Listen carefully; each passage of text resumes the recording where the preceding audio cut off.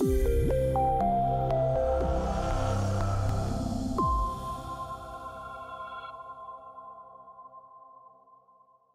Building State Capacity and Productivity Center, or BSCP, logo. The BSCP Center, in cooperation with the Education Commission of the States, presents Engaging Stakeholders about ESSA. Alan Morgan of BSCP talks with state chiefs. Alan Morgan and Jeremy Anderson, President of the Education Commission of the States, discuss collaborating with stakeholders to achieve educational goals. So talk with me a little bit about, and our viewers, about what you see as kind of the key outcomes that really have to come about because of this collaboration. What incentive do they really have to make a difference with interaction with each other? Yeah, I think there's a lot of the states that are really looking to bring together some disparate people within their state, people who may not view the same issue the same way. But the collaboration is really going to be important in how an implementation takes place in the state. I think in many of these states you can say that, well, this is the responsibility of the state education agency that the chiefs run. Mm-hmm. But it's not that simple in a state if you're not really thinking about how you're engaging all of the different players across the state. Does the chief get along with the governor? Would they go to dinner together? I mean, is the legislature one that has been playing well with education policy and being supportive, or do they have a different view on it? But I think even more important on the policy side, what we're seeing in states is the question of who are you really engaging for this conversation? I mean, are you talking with district leaders and with parents? Are you talking with representatives of key demographics so that you can really find out what are the needs that they see in their community to have a meaningful education for their children? And we're seeing states that are doing that quite well. I know the 5 chiefs that have been videoed have all talked a little bit about the value of having collaboration and working across different lines. Collaboration, from what we're seeing with ESSA, is not just collaboration between the state education agency and the legislature and the governor. That's right. But it's really much deeper within the state, saying, are you engaging business leaders in what the workforce needs are? Are you talking with key communities to make sure that there's representation for what's needed for English language learners, or for key districts that may have lower outcomes than other districts? And how do we make sure that all students have an equitable educational opportunity? And that's really where I think collaboration is going to be a big key, where we're going to see some states that may have policies that are easier to implement because they've done the collaborative method, versus others where it was just a policy they put out and it may have been more difficult to actually see an outcome. Alan Morgan and Pedro Rivera, Secretary of Education for the Pennsylvania Department of Education, discuss encouraging stakeholder involvement. One of the areas that we're priding ourselves in is that this is a very inclusive process. We've brought together hundreds of stakeholders to really engage in 4 areas of the process: educator effectiveness, educator certification, accountability, and assessment. Okay. And our commitment to our stakeholders, and our stakeholders are everything from educators to those being educated and industry leaders.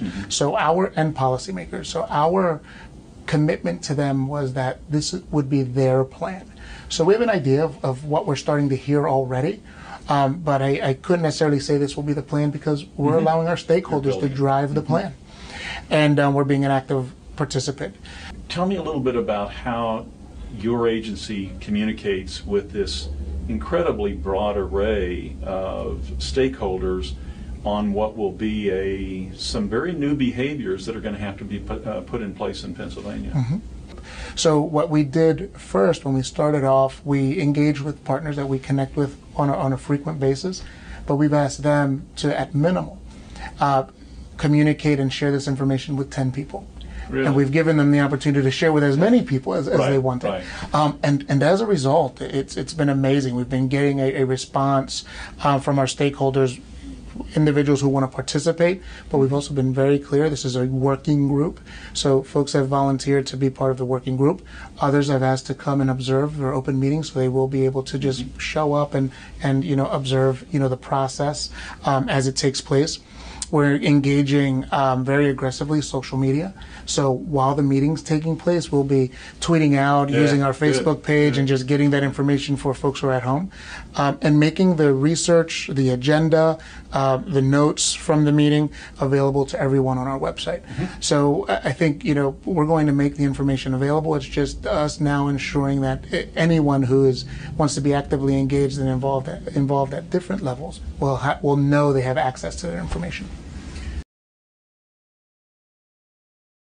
Alan Morgan of BSCP and Joy Hoffmeister, State Superintendent of Public Instruction for the Oklahoma Department of Education, on stakeholder engagement in leaving Common Core. A lot of what used to be considered as federal mandate and responsibility has now been shifted to your office, your folks, the school systems, teachers, and others here in Oklahoma.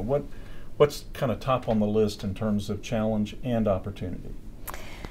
Well, there is a lot of opportunity. We have been asking for greater input at the state level. I believe those closest to students have the best hope of solving complex and lingering challenges, and it is a return away from a Washington D.C. more cookie-cutter approach to how we drive change, to one that is more locally driven at the state level. What we did was we began then with a desire to have high outcomes for students and really identify those standards that needed to be set in order to achieve that. So we looked at the highest performing states in math and English language arts, and we brought in those who were the architects for their process, interviewed them, spent a full day with a steering committee that was made up of people in higher ed, career tech, commerce, as well as in the education communities throughout the state, each represented there. And we used that as a launching for a stakeholder-driven, with great expertise as the first focus, but a stakeholder-driven process.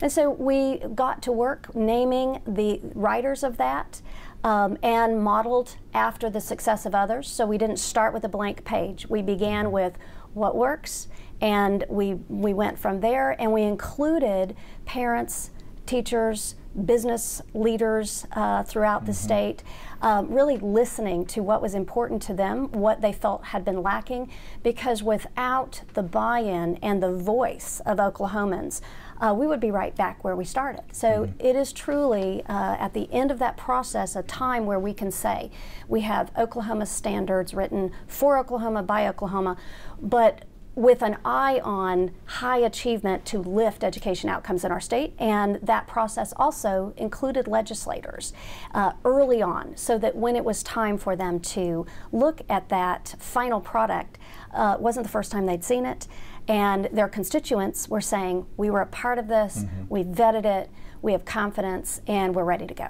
We are a diverse state, and we are a rural state, but we also have some areas of urban and suburban concentration. And so it would be inappropriate for us to just make sweeping either legislative changes or policy changes without a real, genuine, authentic effort to draw out the kinds of input that is needed. Oftentimes, people wait for someone to come forward, and then you are driving policy based on just those who happen to be coming to the Capitol or coming to a state board meeting.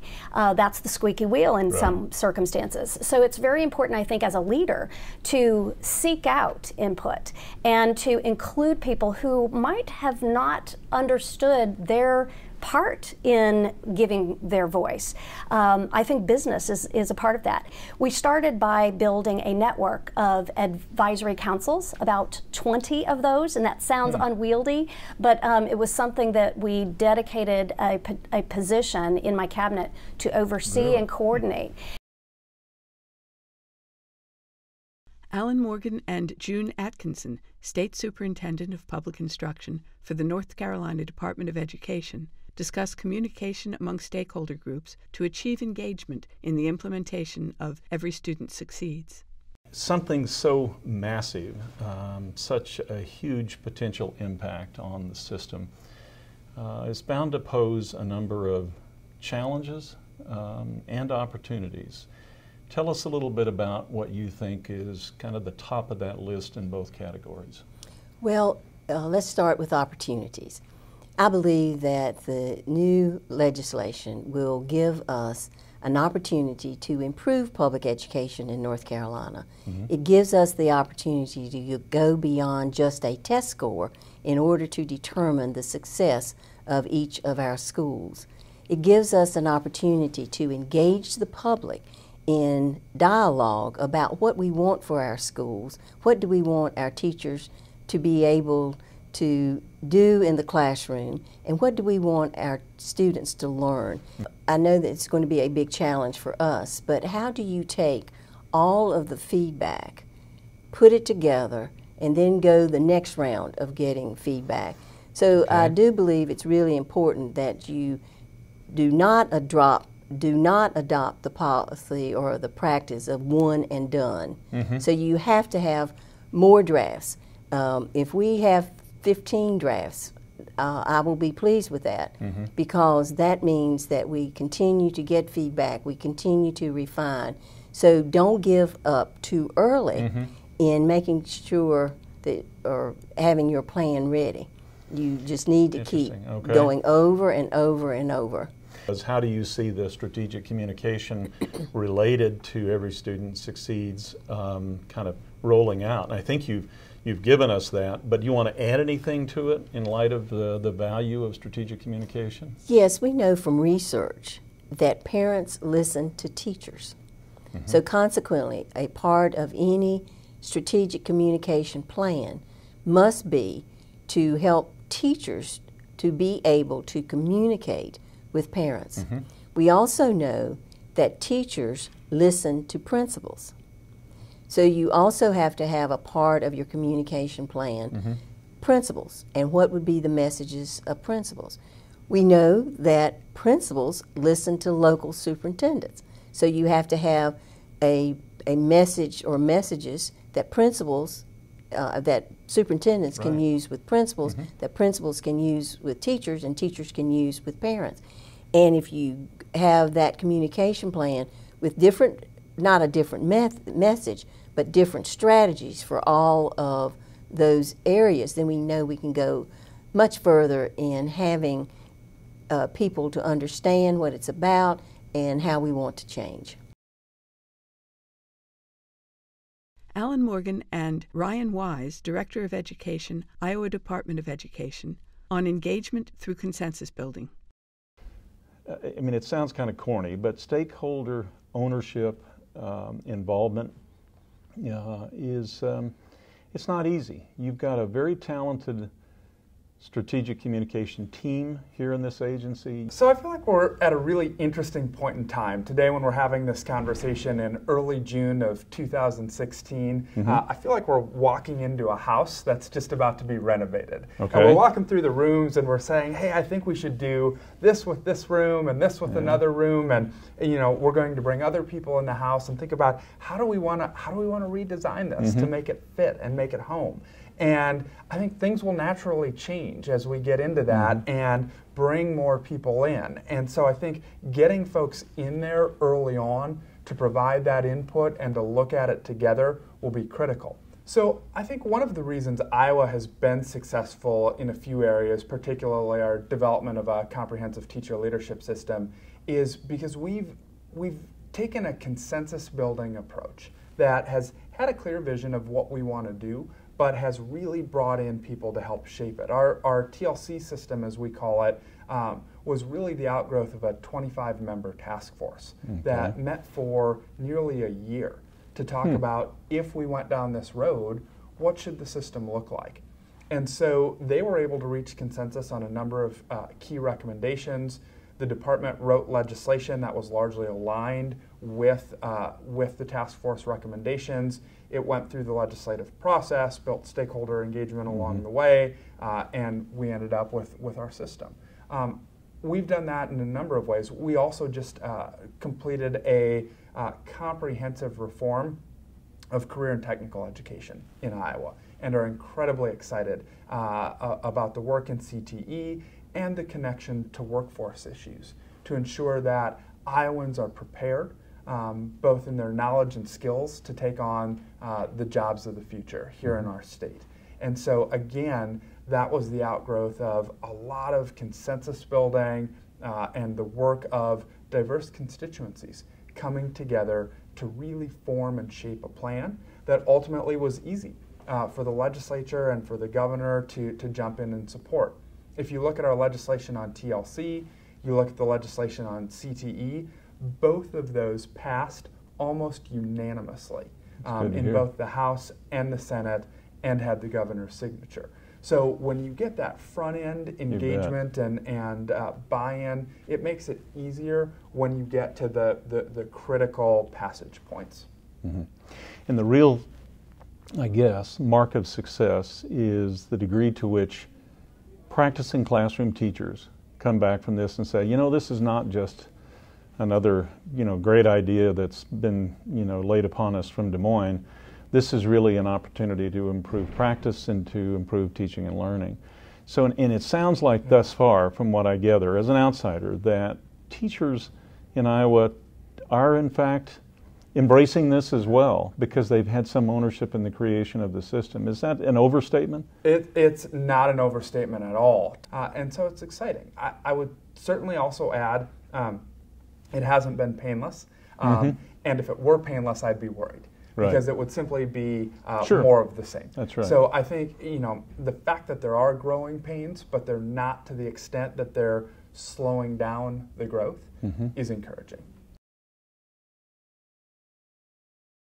Alan Morgan and Johnny Key, Commissioner of Education for the Arkansas Department of Education, on creating systems to encourage engagement. What is it that we should have asked you today that you wanted to share as a message? Probably the business community's involvement. Okay. And because that has really gotten in the education world, from some circles, that seems to be a negative. That the business community is pushing us to create graduates that are good employees, that are good workers, ready to fill a slot on the line somewhere. And my experience is our employers today, our business community in Arkansas, they want the next generation of creators, of innovators. Not someone that just has an education to be able to fill a slot, but someone that gets the type of education that they become the next Bill Gates. Or many of the countless thousands of people who are creators that we don't hear about, that are really changing life for the rest of us. In Arkansas, when you have a history of some of the greatest innovators when it comes to the business world, the folks like Sam Walton, J.B. Hunt, Axiom, you look at what's happening in Arkansas, and we're going to take it to the next level. So really the opportunity to engage educators, administrators, the community, I think that's one of our biggest assets in Arkansas, is now the ability to engage the communities, because if we're going to change the educational culture in our state and really in the nation at large, we have to do a better job of engaging the communities. Education can't be something that just takes place between 8 o'clock and 3:30 at school, 5 days a week, 9 months out of the year. Communities need to realize not only are they wanted, they are needed. And for us to really be successful, that community engagement piece has to be part of it.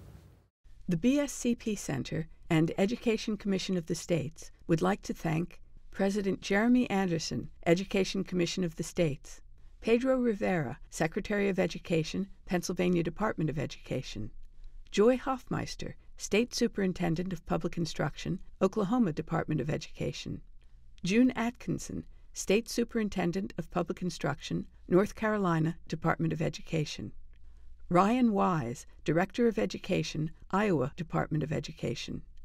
Johnny Key, Commissioner of Education, Arkansas Department of Education, and Dr. Alan Morgan. This podcast is in the public domain. While permission to reprint is not necessary, links to the podcast should be cited as BSCP Center, Producer, 2015, June 15th, Opportunities and Challenges Brought On with Policy Leadership Shifts in SEAs, a conversation with SEA Chiefs, BSCP Center podcast. Retrieved from http://bscpcenter.org. This podcast can be viewed on www.bspccenter.org. The podcast is prepared by the BSCP Center under Award Number S283B120042 for the Office of Elementary and Secondary Education of the U.S. Department of Education, and is administered by Advance Research Incorporated. The content of the podcast does not necessarily reflect the views or policies of the Office of Elementary and Secondary Education or the U.S. Department of Education, nor does mention of trade names, commercial products, or organizations imply endorsement by the U.S. government.